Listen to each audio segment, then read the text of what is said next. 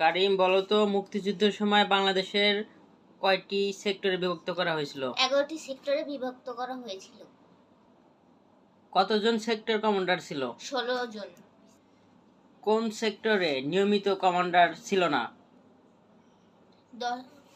10 number সেক্টরে।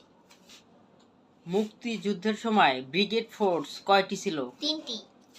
বাংলাদেশের মুক্তিযুদ্ধ সময়ে বাংলাদেশ ভারত যৌথ বাহিনী বা মিত্র বাহিনী গঠন করা হয় কবে?